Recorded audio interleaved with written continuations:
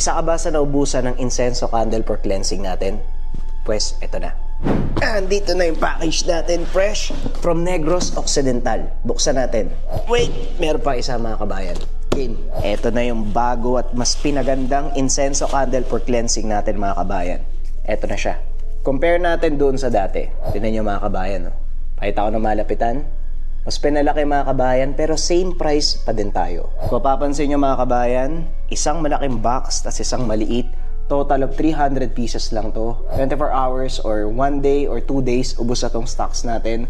Maglalagay na ako kagad pagtapos ng video na to sa lahat na interesado. Mag-check out kayo kagad para hindi kayo magme-message na nauubusan kayo palagi. Mas maganda na to, mas malaki. Ulitin ko, insenso candle for cleansing. Hindi siya normal na kandila. Insenso to, pag sinindihan, hindi mausok pero kine-cleanse ang tahanan. Delikado kasi yung insenso na mausok kapag merong, alam nyo yun, mahina yung baga. Pwede pang ma-asthma or pwede magkasakit. Dito, sisindihan mo lang, walang usok, may cleanse na yung tahanan. Check na lang mga kabayan. Ang kwentong ito ay hango sa totoong buhay. Mula ito sa isa nating kabayan na itago na lang natin sa pangalang Dario. Walang eksaktong taon. Probinsya ng Sarangani. Sa bawat pagkakamali mo, Dario, hindi lang ikaw ang napapahamak. Maraming tao ang nadadamay, lalo na ang mga kaanak natin. Kailan ka ba magtitino? Kailan ka ba gagawa ng mabuti para sa sarili mo? Wika ni Mang Apolinario. Hindi ko naman kasalanan tayo mga nangyayari sa akin Umiiwas na ako sa gulo. Pero wala Parang gulo mismo yung sumusunod sa akin. Hindi ka hahabulin ng gulo kung hindi ikaw ang nag-umpisa. Akala mo hindi ko alam, Dario? Si Kapitana nagsabi sa akin, sinugod mo ang grupo nila Meroy sa kabilang baryo. Hindi alam ni Kapitan ang buong kwento. Masyado siyang nagpapaniwala kay Meroy na yun Hinarang nila ako nang pauwi ako galing sa bayan. Bahala nga kayo. Ang hirap kasi sa inyo. Ayaw niyong paniwalaan yung mga sinasabi ko. Tugon ni Dario. Ito ang tipikal na tagpo sa tahanan ng mag-ama. Si Mang Apolinario, kilalang sanggano at basagulero ang binata. Madalas laman ng kulungan sa bayan. Kabaliktaran nito ng kanyang ama, na kilalang manggagamot sa kanilang lugar. Madalas itong ipinapatawag ng kapitan dahil sa mga ginagawang kalokohan ni Dario. Ngunit isang pangyayari ang nakapagpabago ng buhay at pagkatao ng binata. Isang hapon kakagising lang ni Dario. Nagulat ito nang lumabas ng silid. Nakita nitong nakaupo ang isang lalaki. Nakatitig lamang sa kanya. Mabuti naman at gising ka na. Nga pala, ang Tio Gardo mo. Wika ni Mang Apolinario. Magandang hapon po. Sige maiwan ko na kayo. May pupuntahan pa ako Hoy! Huwag kang bastos Maupo ka dito, Dario. Napalingon si Dario sa matanda. Sinagot niya ito. Hindi po ako nagpapakabastos. Parang ka akong nagsasalita sa inyo. May pupuntahan ako Ngayon, kung bastos para sa inyong magpaalam, hindi ko nagagawin yun sa susunod. Tugon ni Dario. Ang ayoko sa lahat, binabastos ang nakakatanda kong kapatid. Maupo ka dito kung ayaw mong masaktan. Nagulat si Dario sa sinabi ni Gardo. Lalong nag-init ang ulo. Talaga? O sige nga, subukan mo nga akong paupuin. Hindi na nagsalita si Gardo. Nakatitig lang ito sa kanya. Laking gulat ng binata dahil tila nanigas ang mga tuhod nito. Hindi na makakbang. Bakit hindi ko maiakbang ang paa ko? Anong ginawa mo? Ang lakas ng loob mong hamunin ako. Pero pag-akbang lang, hindi mo magawa. Nakakaya ka. Ito ba ang sinasabi mong magmamana ng kaalaman mo, Manong? Masasayang lang ang lahat. Hindi pa napapagtanto ni Dario ang kanyang tadhana. Kaya nga pinapunta kita dito para disiplinahin ang ugok na yan. Gardo, hindi ko na kayang pasunurin ang anak ko. Kaya ihahabilin ko na siya sa'yo. Ako ang bahala sa kanya. Itutuwid ko ang baluktot na pag-uugali ng batang yan. Mag-ayos ka na. Bukas sa bukas. Alis tayo. Wika ni Gardo. Ikinumpas nito ang kamay. Biglang natumba ang binata. Paano kung ayokong sumama sa'yo? Hindi ikaw ang magdidikta ng buhay ko. Titignan natin bukas. Huwag kang aalis ng bahay na ito. Dahil sa oras na lumabas ka ng pintuan, siguradong pagsisisihan mo. Hindi nakinig ang binata sa babala ng chewin. Tumayo ito at naglakad palabas ng pintuan. Laking gulat ni Dario nang biglang humarang sa kanya ang malaking nilalang. Itinulak siya papasok. Bahagya itong umangil. Siya ang alaga kong aswang. Ngayon kung hindi ka pa rin makikinig, magiging hapunan ka ng nilalang na yan. Namutla si Dario. Hindi makaalis sa kanyang kinaupuan hanggang sa inutusan ni Gardo na umalis ang nilalang. Saka pa lamang nakatayo ang binata, dali-daling pumasok sa kanyang kwarto.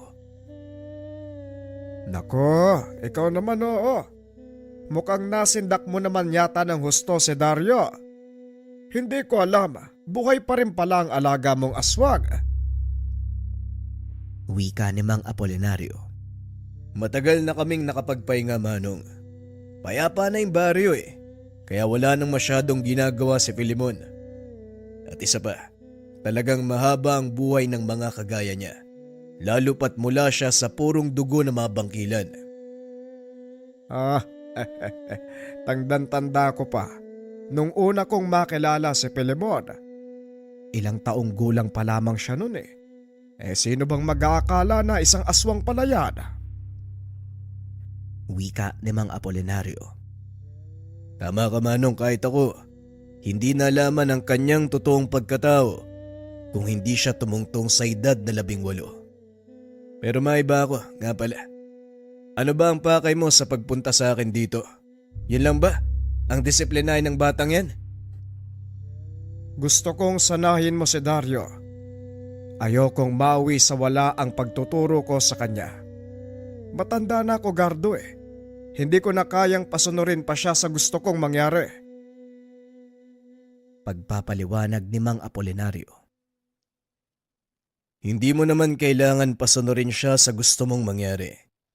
Hayaan mong matuklasan ni Dario ang dahilan kung bakit mo siya sinanay simula pagkabata. Hindi lang nagabayan ng maayos ang anak mo, Manong. Hayaan mong ako magturo sa kanya. Sisiguraduhin kong pagbalik niya dito, matino na ang pag-iisip at meron ng direksyon ang buhay niya. Wika ni Gardo. Kinabukasan maaga nitong ginising si Dario. Pupungas-pungas pang lumabas ng silid ng binata nang batuin nito ng tuwalya ng kanyang ama. Maligo ka na! Inaantay ka na ng tsuhin mo! Wika ni Mang Apolinario. Napatingin si Dario sa bintana. Nakitang nakaupo sa bangko sa ilalim ng punong mangga si Gardo, kasama ang binata na halos kasing edad ni Dario. Sino yung binatang kasama ni Tio Gardo? Si Filemon. Yan ang kanyang ampon. At yan din ang aswang na humarang sayo sa pintuan. Aswang? Hindi ba delikado yung ginagawa niya? Alam natin na panganib ang dala ng mga aswang. Ano bang nangyayari kay Tio Gardo? Ba't siya nag-aalaga ng ganyan? Bakit nag-aampo ng ganyan? Si Tio Gardo mo ang pinakamalakas na manunugis sa ating pamilya. Kaya huwag ka nang magugulat pa. Kung may mga alaga siyang nilalang, Isa lang ang binatang aswang na yan sa kanyang mga nailigtas. Malalaman mo ang buong katotohanan sa oras na naroon ka na. Kaya bilisan mo ang kilos at malayo pang lalakbay nyo. Pag-uusap ng dalawa. Matapos maligo, nag-ayos ng kagamitan si Dario at lumabas ng tahanan. Filemon, halika na. Nandito na ang pamangkin ko. Manong, mauna na ho kami. Wika ni Gardo. Naglakad ang mga ito papunta sa kabisera. Pagkarating sa lugar, sumakay sila ng bus papunta sa baryo nila Gardo. San ba tayo pupunta, Tiyo? Bakit parang ang haba ng biyahe natin? Babalik tayo sa lugar kung saan kami sinilang ng tatay mo. Baka sakaling mamulat ang isipan mo sa lugar. Tss, parang alam ko na yung mangyayari ah. Ang mabuti pa, huwag mo munang isipin yan. Matulog ka muna dahil mahaba pa ang biyahe natin. Kasi naman bakit ba naisip ni tatay na pasamahin ako sa'yo? Alam niya na wala akong hilig sa ginagawa niya eh. Huwag mo sanang masamain ang gustong mangyari ng tatay mo, Dario. Para lang din sa kapakanan mo ang iniisip niya. At isa pa, kahit anong iwas ang gawin mo, tadhana mo ito, Dario. Bahala na. Nga pala, paano mo napapasunod yung aswang na yan? Si Filemon, simple lang, Dario. Respeto. Yun lang ang susi para makuha mo ang tiwala ng isang tao o kahit ng mga hayop. Pag-uusap ng dalawa. Nakatitig lang si Dario kay Filemon na noon ay mahimbing na natutulog. Kumakain siya ng laman ng tao, hindi ba? Hinahayaan mo siyang gawin yung bagay na yun? Tanong ni Dario. Hindi niya na nakamulatan ng gantong kaugalian ng mga aswang, Dario. Paslit pa lang si Filemon. Nasa pangalaga ko na siya. Nakakapagtaka naman. Ang alam ko sa mga aswang, kusang darating sa kanila yung pagkagutom sa laman ng tao eh. Paano nangyari yun? Muling tanong ni Dario. Hanggang sa nakulitan na ang chewy nito. Mukhang hindi ka titigil sa pagtatanong tungkol kay Filemon. O sige na nga, total 4 na oras pa ang biyahe natin. Siguro sapat na yon para maipaliwanag ko sa iyo ang lahat tungkol kay Filemon. Wika ni Gardo. Pinaliwanag nito ang dahilan kung paanong napasa ilalim ng kanyang pangangalaga ang isang sinaunang aswang. Kaunting pagbabalik tanaw ng mga sandaling ito. Nasa kalagitnaan ng paglalakbay sa isang komunidad ng mga aswang itong si Gardo. Kasama niya ang pangkat. Walang nakakaalam kung anong uri ng aswang ang kanilang makakalaban ng mga panong iyon. Habang patuloy na nagkakagulo, napansin ni Gardo ang isang bukas na kubo. Pinasok niya ito.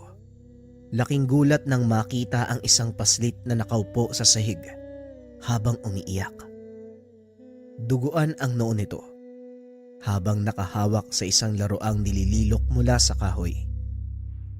Kahit alam ni Gardo na mula sa angkan ng mga aswang ang batang iyon, nanaig pa rin sa kanya ang pagiging maawain. Kinuha nito ang paslit, dinala sa labas ng nayon.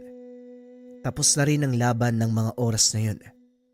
Nagawa nilang ubusin ang lahat ng nakatira sa lugar. Nagpunta si Gardo sa batis upang linisin ang sugat ng paslit na tinatayang nasa 5 taong gulang pa lamang ng mga panong iyon. Nagtaka ang Ginoo dahil nang pahiran nito ng dugo, walang nakitang sugat sa ulo ng paslit. Dito napagtanto ni Gardo na hindi pangkaraniwang bata ang nailigtas. Dali-daling umalis sa lugar ang Ginoo. Sa oras na malaman ng mga kasama na iniligtas niya ang bata, siguradong mapapahamak ito at tiyak na tatanggalin siya sa samahan. Dumiretso si Gardo sa kanilang tahanan at doon inusisang mabuti ang paslit. Saan mo nakuha ang batang yan, Gardo? Tanong ni Mang Apolinario nang makitang may kalong-kalong na paslit ang nakababatang kapatid. Doon po sa baryo ng mga aswang na sinalakay namin, Manong. Naawa ako kaya dinala ko dito. Tugon ni Gardo habang marahang inilalapag ang natutulog na paslit. Nasisiraan ka na ba ng bait, Gardo? Baka hinahanap na mga magulang niya ang batang yan. Muling wika ni Mang Apolinario. Hindi ho, Manong. Bago ako umalis sa baryong iyon, naubos na ng mga kasamaan ko ang nakatira sa lugar. Siniguro ko rin na walang nakasunod sa akin. Kawawa naman ang batang to. Tugon ni Gardo. Ngayon, anong balak mong gawin sa kanya? Aalagaan. Aalagaan ko siya, Manong. Tugon ni Gardo. Napakamot na lang ng ulo ang nakakatandang kapatid. Talagang ang nasisiraan ka na ng bait, Gardo. Alam mong mula sa baryo ng mga aswang ang batang yan at paniguradong aswang din siya. Bakit ka mag-aalaga ng mga nilalang na tinutugis nyo? Wika ni Mang Apolinario. Kinabukasan, maaga itong umalis para bumalik sa kanyang pamilya. Alis ka na, Manong. Ilang araw ko palang nananatili dito. Tanong ni Gardo. Walang kasama ang asawa't anak ko sa bahay. At isa pa, marami nag-aantay sa aking pasyente. Tugon ni Mang Apolinario. Ganun ho ba? O sige, Manong, mag-iingat ka. Ikaw ang mag-iingat. Hindi ko alam kung anong pumasok sa utak mo. Inalagaan mo ang aswang na yan. Huwag ka lang sanang mapapahamak sa mga desisyon mo, Gardo. Sige na, alis na ako. Tugon ni Mang Apolinario. Huwag kang mag-alala, Manong. Alam ko ang ginagawa ko. At isa pa, kaya kong baguhin ang ugali ng batang yan. Wika ni Gardo. Sinikap nitong kunin ang tiwala ng paslit. Hindi makausap ng maayos dahil natatakot ito sa kanya. Hindi rin ito kumakain at kadalasan ay nagkukulong lang sa kwarto. Patuloy lang na pinapakitaan ng kabutihan ni Gardo ang paslit hanggang sa tuluyang makuha ni Gardo ang tiwala nito. Sa kauna-unahang pagkakataon, simula nang dumating ito sa kanilang tahanan, lumabas ito ng bahay. Kinain ang inilapag na pagkain ni Gardo. Matapos ay pinaliguan niya ito. Binigyan ng masusuot na damit. Unti-unting napalagay ang loob ng pasit hanggang sa nagawa niya itong makausap ng matino. Hindi mo sinasabi sa akin ang pangalan mo. Hindi ko rin alam ang itatawag sa'yo. Wika ni Gardo. Filimon. Filimon po ang pangalan ko. Kayo po si Manong Gardo, di ba? Nagulat si Gardo nang marinig na tinawag ng paslit ang pangalan niya. Oo, yan nga ang pangalan ko. Mabuti naman at nagsalita ka na. Wika ni Gardo. Ilang taon pa ang nagdaan. Tuluyang nabago ng Ginoo ang pagkatao ni Filimon. Ngunit gaya ng sinasabi ni Mang Apolinario, mula sa lahi ng aswang ang paslit. Gaya ng inaasahan, isang hapon habang naglalakad pauwi, laking gulat nito nang biglang natigilan si Filimon. Papalubog na ang araw ng mga sandaling iyon.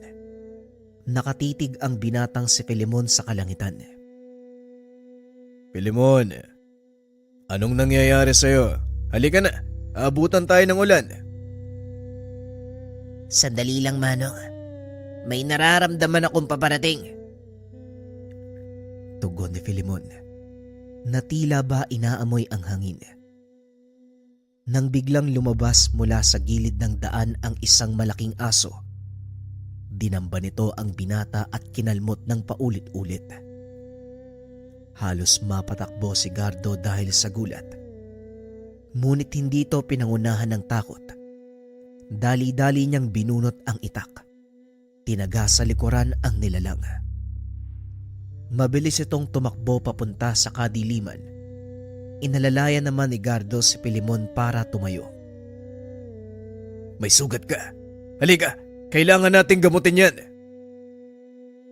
Huwag mo kong alalahanin, Manong. Kaya kong pagalingin ang sarili ko. Aswang ang isang yun. Kailangan niyang mamatay. Wika ni Pilimon. Matapos ay sumunod ito sa kadiliman para habulin ang nilalang. Mabilis na sumunod si Gardo upang tulungan ang binata. Napakabilis kumilos ni Pilimon. Halos hindi na ito maabutan ni Gardo. Nang mga sandaling iyon, isa lang ang pumapasok sa isipan ng Ginoo. Nakumpirma ito nang maabutan niyang naglalaban ang dalawang nilalang. Naroon sila sa gitna ng gubat. Hindi alam ni Gardo kung sino ang susugurin dahil halos magkamuka ang mga ito. Nag-antay ang Ginoo ng mga palatandaan para makilala nito si Filemon. Ngunit nabigo ito hanggang sa tuluyan ng matapos ang laban sa pagitan ng dalawang nilalang. Naiwang nakatayo ang isa sa kanila habang ang isa naman apak-apak nito sa ulo. Akmang lalapit sana si Gardo sa nilalang. Bigla itong umangil. Kinagat sa leeg ang nakahandusay na aswang. Walang tigil na sinipsip ang dugo ng kalaban. Ilang sandali pa, inihagis ito palayo ang biktima. Nilingon si Gardo. Itinutok ng Ginoo ang kanyang itak sa nilalang. Ngunit mara nitong naglakad at hinawakan ang talim ng itak. Ako ito, Manong. Wala kang dapat ikatakot. Sige na ho, ibaba niyo po yung itak. Salamat naman sa Diyos. Akala ko mapapalaban pa ako eh. Ayos ka lang ba? Ayos lang ako, Manong. Kailangan ko lang ng ilang minuto para makabalik sa dating anyo. Mauna na kayo sa bahay. Tugon ni Pilimon. Hindi inasahan ni Gardo ang kinalabasan ng tagpong iyon. Ngunit masaya ang Ginoo dahil hindi nawala ng tuluyan ang wisyo ni Filemon. Ilang minuto lang ang nakalipas. Matapos siyang dumating sa tahanan ay nakasunod naman si Filemon. Nasaan yung tao na ito? Maglinis ka ng katawan mo. Puro ka dugo. Wika ni Gardo. Opo, Manong. Tugon ni Pilimon. Simula ng araw na yun, naging katuwang ni Gardo si Pilimon sa panunugis. Balik tayo sa kasalukuyan. Hindi na malayan ni Dario ang oras. Nakarating na sila sa lugar. Pagbaba sa bus, namangha si Dario dahil napapaligiran nito ng malaking punong kahoy. Hindi mo naman sinabi, Tiyo. Gubat pala yung lugar nyo. Wika ni Dario. Kaya mag-iingat ka dahil lahat ng taong makakasalubong mo dito gustong kumain ng mga dayo. Halika na, kakain muna tayo bago tumuloy sa tahanan. Mahababang lakaran pa ang gagawin natin. Wika ni Gardo. Pumasok ang mga ito sa isang karinderya at naupo. Tahimik si Filemon habang pinagmamasdan ang mga tao sa paligid. Hindi naman nakatiis si Dario kaya kinausap niya ito. Oy, Pilimon. Kanina ka pa walang kibo ah. May nararamdaman ka ba? Tanong ni Dario. Nilingon ito ni Filemon at nagsalita. Oo, meron. Nagugutom ako. Parang gusto kong humigop ng sariwang dugo mula sa isang kagaya mo. Natawa si Gardo sa sinabi ng alaga. Bigla namang nakaramdam ng takot si Dario, kaya lumapit ito sa tabi ng Shuin. Nagbibiro lang yan si Pilimon. Hindi siya kumakain ng tao. Ang pinagkukunan niya ng lakas, mga aswang na napapatay namin. Wika ni Gardo. Mabuti na lang at walang tao sa kainan, kaya malaya silang nakakapag-usap. Huwag mo akong tatakutin ng ganyang Pilimon ha. Gaya ng ginawa mo nung nakaraang gabi. Alam mo ba, kamunti ka na akong himatayin? Kung sa akin pa nga lang natatakot ka na, paano kapag umabot sa punto na humarap ka sa matataas na uri ng aswang? Hindi naman yan yung pinunta ko dito eh. Hindi ba, Tiyo? Kailangan ko lang ayusin yung ugali ko. Ayos na yun, di ba? Pinasama ka ng tatay mo para matuto. Kasama sa pag-aaralan mo ang pakikipaglaban sa mga aswang. Naku! Sinasabi ko na nga ba eh. Parang gusto ko nang umuwi ah. Wika ni Dario. Ngunit wala na itong magagawa. Dahil bukod sa napakalayo ng lugar na yun, wala na siyang perang pamasahe. Matapos kumain ay tumuloy na ang tatlo sa paglalakad. Hapon na nang makarating sila sa tahanan. Kagad naupo si Dario sa sala. Kaso nga lang laking gulat nito nang biglang ihagis ni Filemon ang 2 galon ng tubig. Walang laman ang mga ito. Mag-igib ka ng tubig doon sa balon. Ako ang magluluto. Wika ni Filemon. Nakatitig ito ng masakit kay Dario. Kaya dali-daling tumayo ang binata para sundin ang sinasabi nito. Matapos mag-igib, kusa nitong kinuha ang mga tuyong kahoy sa imbakan, dinala sa abuhan. Simula ngayon, kailangan mong kumilos. Kung gusto mong kumain, yan ang patakaran namin ni Filemon sa tahanan na ito. Para namang may magagawa pa ako. Pero teka, suplado pa talaga si Filemon? Kaalam mo ang gwapo eh.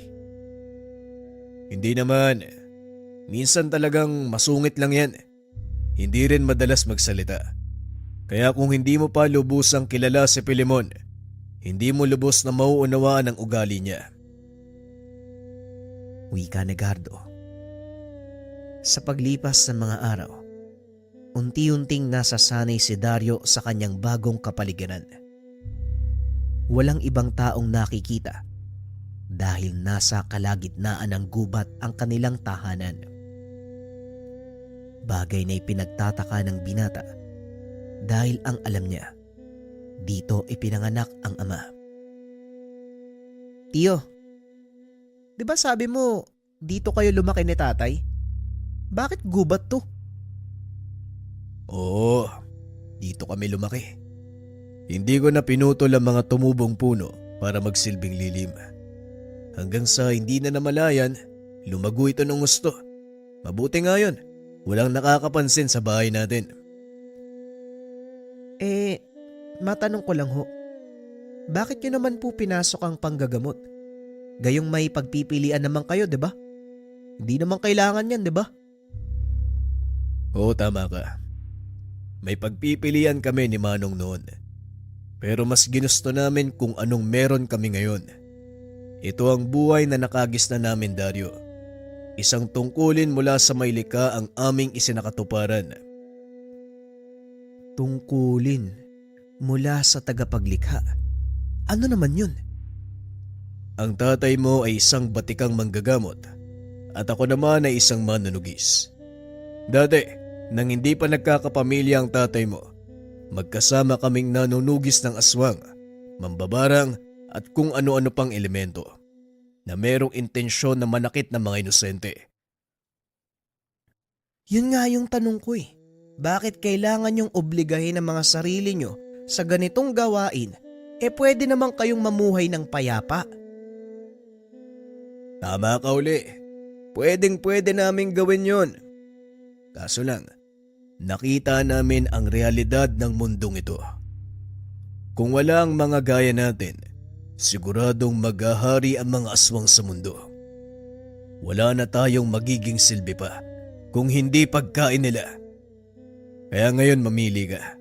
Mamumuhay ka ng normal at maging pagkain ng mga aswang o lumaban at tugisin sila. Magpahinga ka na. Bukas, sisimulan ko ang pagtuturo sa'yo. Pag-uusap ng magtsuwin. Kinabukasan hindi pa man sumisikat ang araw. Ginising na ni Filemon si Dario. Dali-daling bumangon ng binata at sumunod. Samahan mo ako sa pangunguha ng mga tuyong kahoy. Mangunguha din tayo ng kabute para pangagaan. Wika ni Filemon. Naglakad ang mga ito sa paligid habang naghahanap ng mga kabute at namumulot ng mga tuyong sanga bilang panggatong. Medyo madilim pa ang kapaligiran ng mga sandaling iyon. Ngunit parang baliwala ito para kay Filemon. Pambihira, napakatalas ng mata mo ah. Nagagawa mo pang makita yung mga kabuti. Nakatago na yan sa tuyong dahon. Sanayan lang yan. Ito ang pangunahing pagkain namin ng tiyuhin mo. At halos araw-araw din ako namumulot sa lugar na ito. Kaya alam ko kung saan sila hanapin. Oh, teka, wag kang hakbang. Wala na, napakan mo yung isa oh. Sayang naman. Dito nakilala ng lubusan ni Dario si Filemon. Sa kabila ng pagiging aswang, may pambihirang puso. Banayad na pagkatao ang binata. Alam mo, kung hindi kita nakita sa totoo mong anyo, hindi ko iisipin na aswang ka eh. Ha? Bakit mo naman sinabi yan? Halos lahat ng tao sa baryo kinakatakutan ako. Kahit hindi nila nakita ang totoo kong anyo. Kabaliktaran ka nila. Siguro, hindi kasi nila nakikita kung sino ka sa pang-araw-araw. Hindi kagaya namin ni Tio Gardo, kasama ka namin sa tahanan. Araw-araw nakakasalamuha. Hindi nauunawaan ng ibang tao ang pagkatao mo. Para sa kanila, pag sinabing aswang, masama na kaagad. Mismo. Kaya nga, isa sa mga dahilan ni Manong Gardo na hayaang kumapalang kagubatan sa paligid ng bahay para walang makakita at makapunta. Pinoprotektahan ka ng gusto ni Tio Gardo, no? Siguro nga. Pero hindi niya naman kailangan gawin yun eh. Kaya kong pangalagaan ang sarili ko. Oo na, nandun na tayo. Alam niya yun. Pero may mga bagay na kulang sa'yo eh. Yun siguro ang naging dahilan ni Tio kung bakit kanya kinupkup. Pag-uusap ng dalawa. Ilang sandali pa napuno na ang lalagyan ng mga ito. Marami na ring tuyong kahoy na naipon. Kaya naman umuwi na sila ng tahanan. Ngunit pagdating sa bahay, nakita ng dalawa na may mga taong kausap si Gardo. Kilala mo ba yung mga taong yan, Filemon? Tanong ni Dario. Hindi. Ngayon ko lang sila nakita. Tugon ni Filemon. Marahang naglakad ang dalawa papasok ng tahanan. Nang makalapit ang mga ito sa panauhin, biglang nakaamoy ng pamilyar na sangyo si Filemon. Nanlisik ang mga mata. Bagyang umangil. Napansin naman ito ni Dario, kaya kagad hinawakan sa balikat ang binata. Kalma lang, Filemon.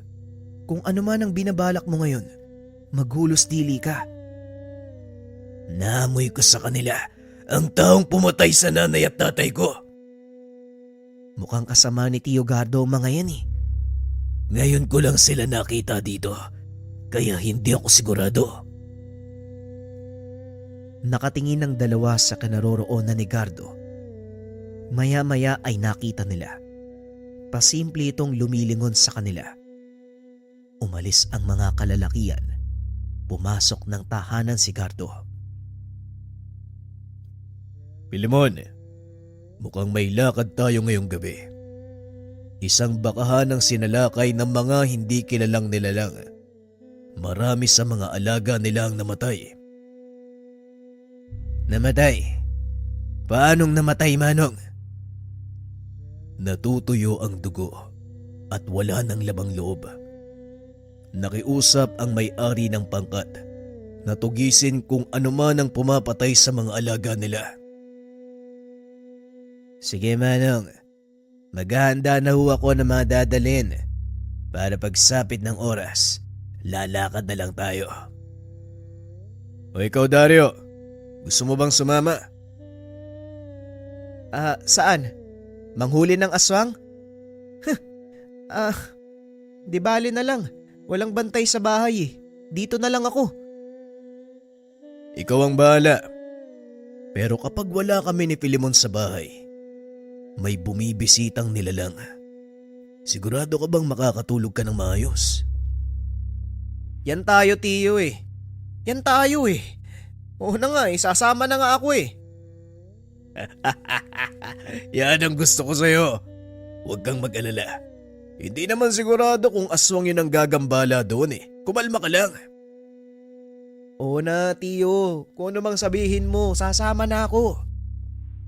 Eto, Dario. Dalhin mo ang itak na ito para kung sakaling aswang ang sumalakay, may panglabang ka. Wika ni Filemon. Pagsapit ng hapon bandang 3:00, nagpa siyang lumakad ang mga ito. Dumating sila sa nasabing bakahan nang hindi pa lumulubog ang araw. Ginawa ito ni Gardo para mapag-aralan ang lugar. Napapaligiran ng makapal na gubat ang bakahan. May posibilidad na asong gubat ang sumasalakay. Ngunit maging alisto kayo dahil hindi pa rin tayo nakakasigurado. Wika ni Gardo. Gusto kong makita ang mga patay na hayop. Nakasakaling maamoy ko. Wika ni Filemon. Wala na ang mga yon, Filemon. Sinunog na ng may-ari dahil nangangamoy na ang mga ito. Kung hahayaang nakabuyangyang sa bukirin. Kung ganon, wala na tayong ibang paraan para matukoy ang mga salarin, kundi abangan na lumabas sila. Oo, nakiusap ako sa may-ari. Isarado niya ang lahat ng mga kulungan at mag-iwan ng 2 baka bilang pain. Naroon sa labas ng turel. Yon ang babantayan mo, Dario. Huh? Teka, bakit ako? Paano kung aswang nga yung sumalakay? Sasama lang ako ah. Yun na nga ang punto. Kung sakaling aswang ang sumalakay, hindi ka nila kilala at hindi sila maghihinala. At isa pa, matatakam silang lumapit sa pain, lalo pa kapag meron silang naamoy na tao. Tiyo naman, gagawin niyo pa akong pain sa aswang. Tiyo, tigilan mo ko, ayoko. Ikaw ang bahala. Pero gaya ng sinabi ko, napapaligiran ng makapal na gubat ang paligid. Hindi natin alam kung saan manggagaling ang pagsalakay. Oo nga no, pwedeng nasa likod mo sila. Pero hindi mo napapansin. Kaya nga mas maganda kapag nasa kapatagan ka eh.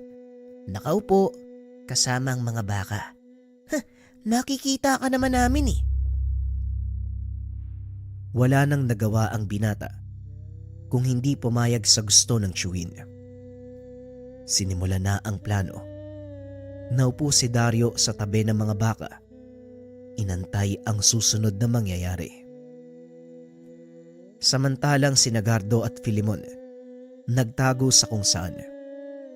Pinili ng mga ito na huwag ipaalam kay Dario ang kanilang lokasyon para kung sakaling aswang man ang sumalakay, hindi sila makikita. Palalim ng palalim ang gabi. Wala namang nangyayari.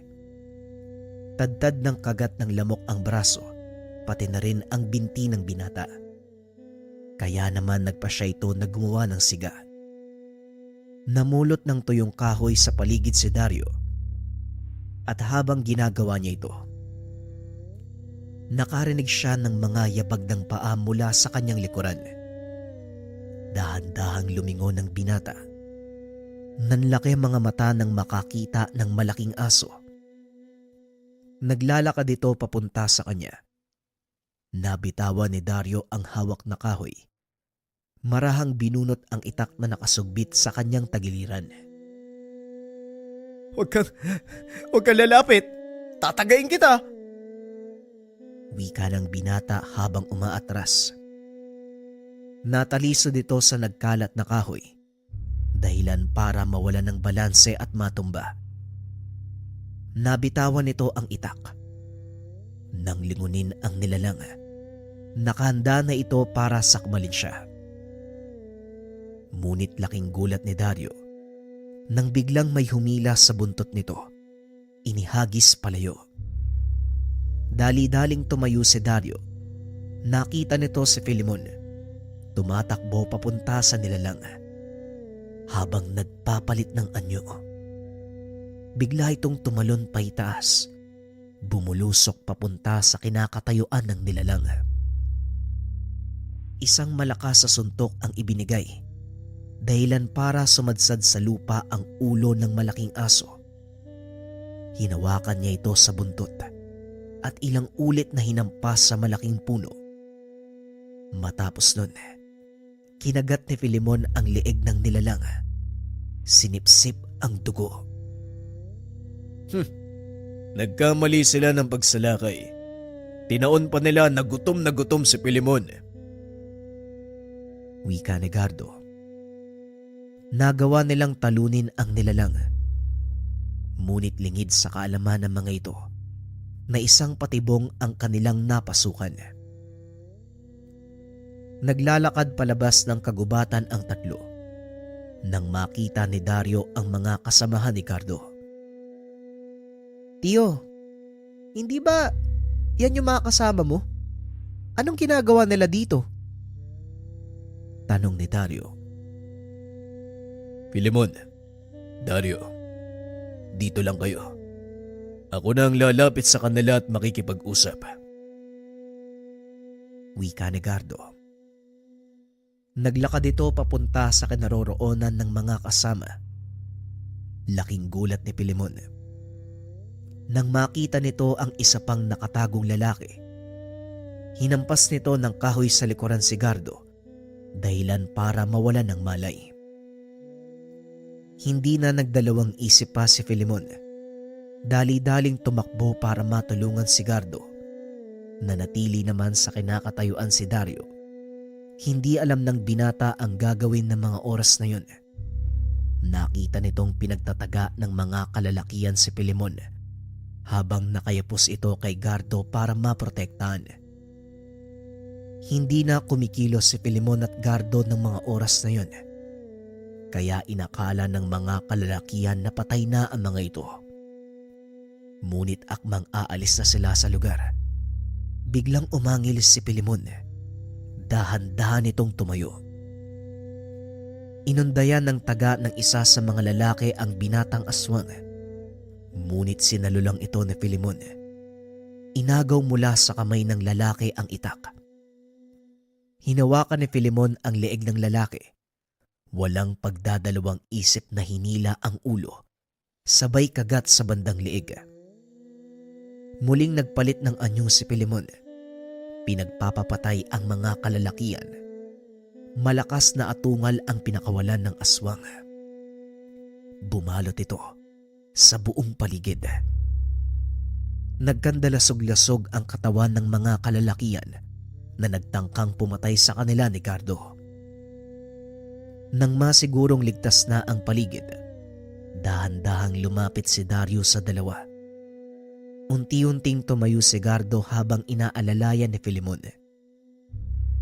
Mga walang ya, isinuong nila tayo sa patibong. Bilisan mo, Filemon. Umalis na tayo dito. Aray ko. Napatingin si Dario sa binti ng chewin. Nakita ang napakalaking sugat nito. Tiyo, may sugat ka. Kailangan nating magamot yan. Alam ko, pero mamaya na natin alalahanin yan. Kailangan makahanap tayo ng ligtas na lugar. Sa mga sandaling ito, alam na ni Karenato ang nangyari. Hindi sila titigil na habulin tayo hanggat hindi napapatay si Filemon. Pinasa ni Filemon si Gardo. Mabilis na tumakbo papasok ng kagubatan. Sumunod ka na lang sa akin, Dario. Pasensya na at may sugat din ako. Kaya hindi kita maaaring pasanin. Huwag mo na akong isipin, Filemon. Kaya kong tumakbo. Mauna na kayo. Nakasunod lang ako. Tugon ni Dario. Nagtungo si Filemon sa isang yungib. Hindi kalayuan sa kanilang pinanggalingan.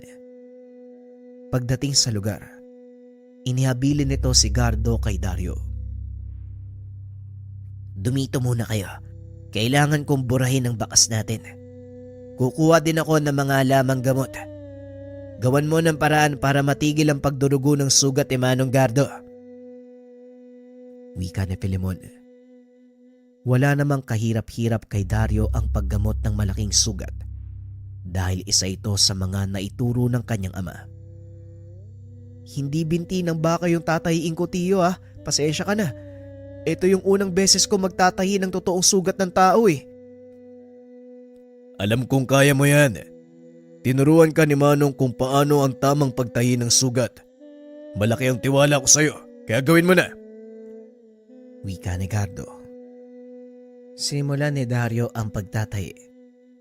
Kumuha ito ng ilang hibla ng buhok mula sa ulo ni Gardo. Meron siyang isang karayom mula sa mga dalang gamit. Ginamit nito ang buhok bilang sinulid para maisara ang sugat ng chewin. Matapos ay binalot niya ito ng mga dahon ng tabako upang maiwasan ang impeksyon. Kaunting kalaman ang pinatuyong dahon ng tabako, kabilang sa makalumang pamamaraan ng medisina na ginagamit para gumamot ng sugat. May taglay itong kemikal na nakakatulong sa pagpapaampat at pagtanggal ng kirot ng sugat. Ito ang kadalasang ginagamit ng ating mga ninuno bilang pangtakip sa mga sugat ng mandirigmang napinsala sa laban. Balik tayo sa kwento. Matapos gamutin ng sugat, nakatulog si Gardo.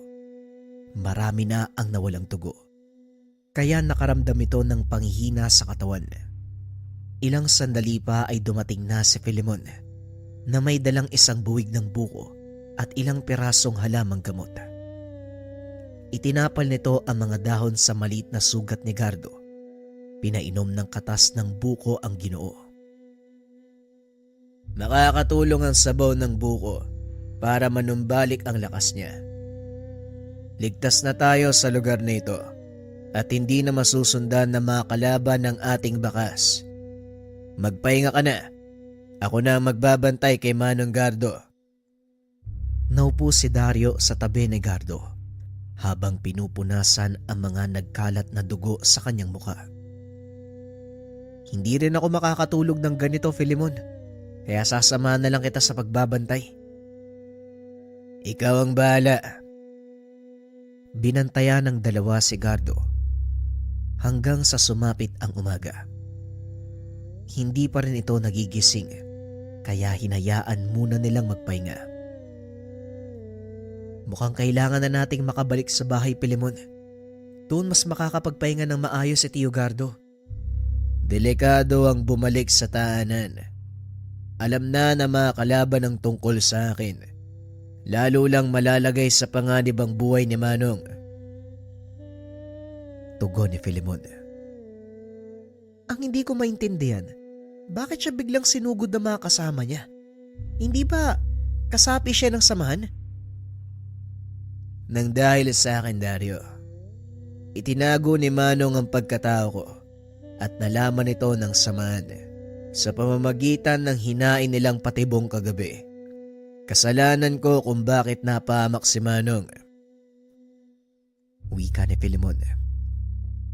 Natigil sa pag-uusap ang mga ito nang biglang magsalita si Gardo. Tigilan mo ang pagsisi sa sarili. Wala kang kasalanan. Ako nagpasya na pangalagaan ka, kaya wala kang dapat sisihin sa mga nangyari. Pero kung hindi dahil sa akin, Manong, hindi magkakaganito. Tama ka, Filemon. Huwag mo masyadong pinupuri yung sarili mo. Mga traidor ang kasapi ng samahan at sa mga oras na ito, paniguradong nabilog na nila ang ulo ni Karenato.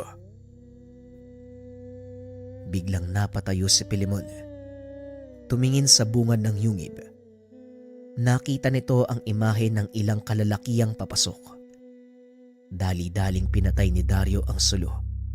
Inalalayan si Gardo na tumayo. May lagusan sa likod ng yungib na ito. Doon kayo duman. Haharangin ko sila. Wika ni Filemon. Mag-iingat ka, Filemon. Halika na, Dario. Pero tiyo, iiwan niyo si Filemon? Baka hindi niya kayanin yung mga kalaban. Magtiwala ka kay Filemon. Alam niya ang gagawin. Hindi naman sa naduduwag ako. Ngunit ito ang pinakamainam na paraan. Filemon, magkita tayo sa kabilang pampang. Maliwanag, Manong. Bilisan mo na, Dario. Huwag mo na akong alalahanin. Mabilis na umalis sa lugar si Dario. Akay-akay niya ang tsuwin. Ligtas silang nakalabas sa yungib nang hindi nasusundan ng mga kalaban. Nang masiguradong ligtas ang tsuwin, hinayaan niya itong makatulog. Binalikan si Filemon. Umikot ito papunta sa entrada ng yungib. Nakita ang napakaraming kalalakian. Nakakarinig ito ng malakas na sigawan mula sa loob ng kuweba. Alam ni Dario na patuloy na nakikipaglaban si Filemon. Gumawa ito ng paraan para makuha ang atensyon ng ilan sa mga manunugis. Sa pamamagitan ng pagsisiga ng mga tuyong dahon. Laking gulat ng mga ito nang bigla silang palibutan ng apoy.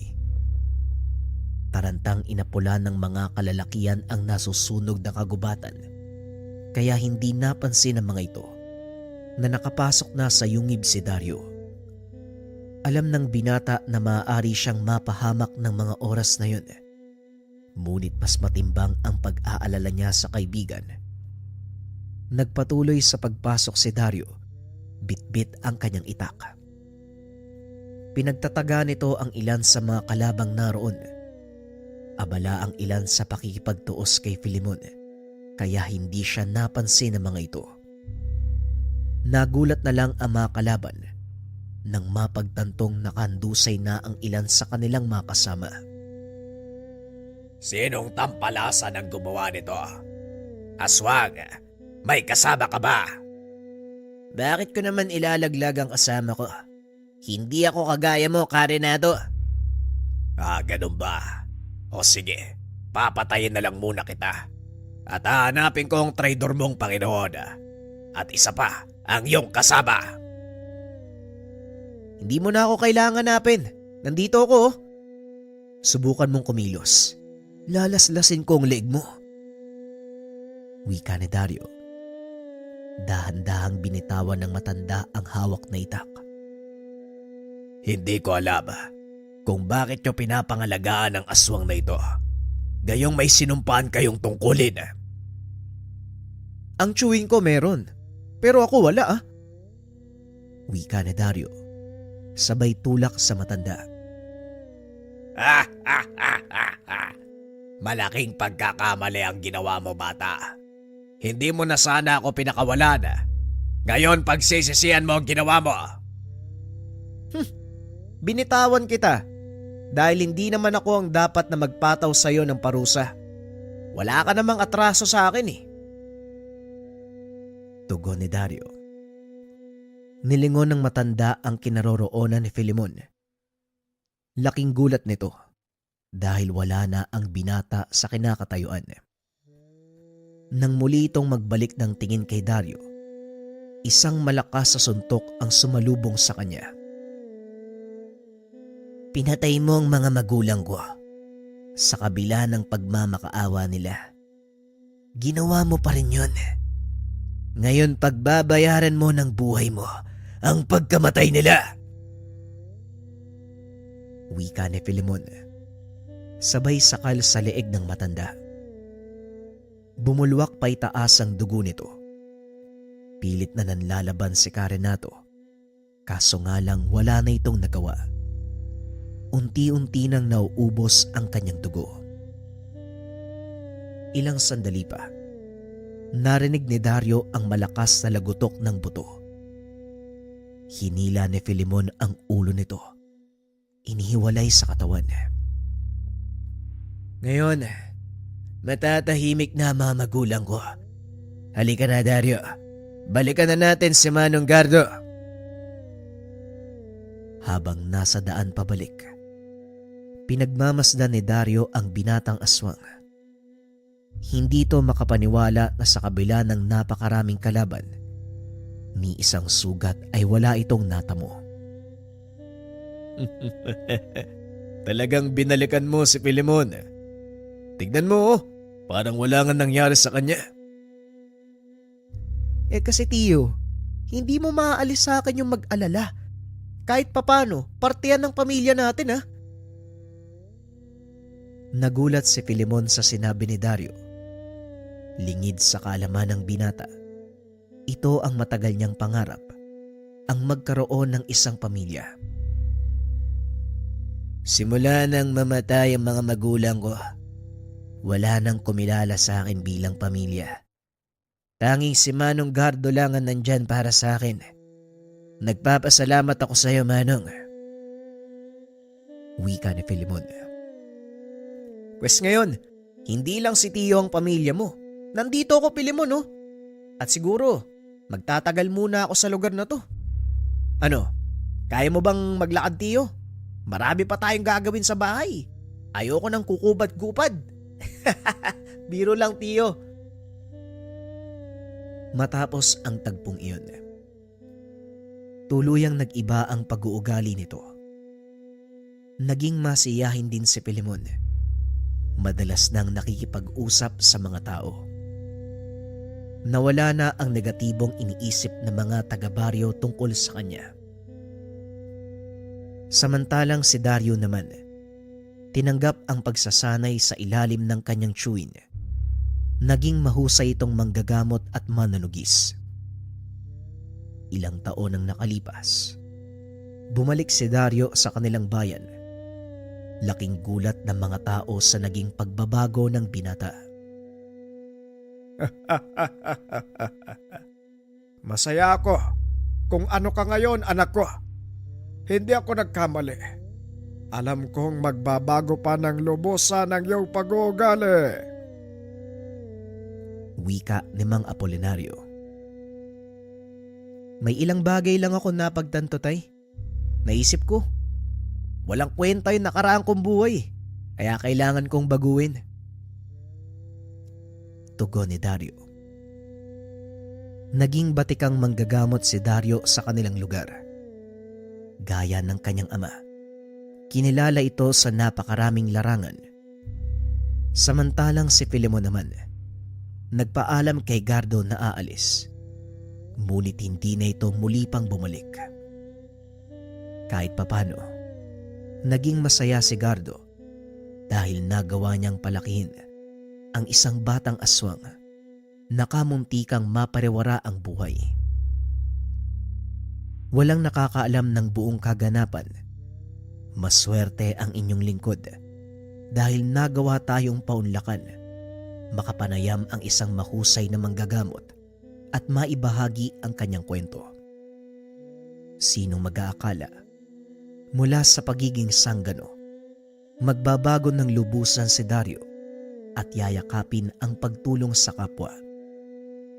Maging siya, hindi rin inaasahan na babaguhin ng kanyang tiyuhin ang pagkatao sa pamamagitan ng mga karanasan nang minsan itong makasama ang isang albularyo na may alagang aswang. Maraming salamat sa pakikinig ng ating kwento mga kabayan at sana patuloy niyong suportahan ang ating channel. Huwag niyong kalimutang mag-like, mag-share, mag-subscribe at syempre kung meron kayong mga opinion mga kabayan, ilagay niyo kaagad sa ating comment section. Maligaya kong babasahin yan. Nga pala, iniimbitahan ko rin kayo sa ating TikTok live every 7 p.m. I-search nyo lang ang Likha Merchandise. Doon ako nagla-live at nagbibigay ng maraming vouchers. Kita-kits mga kabayan. Maraming salamat.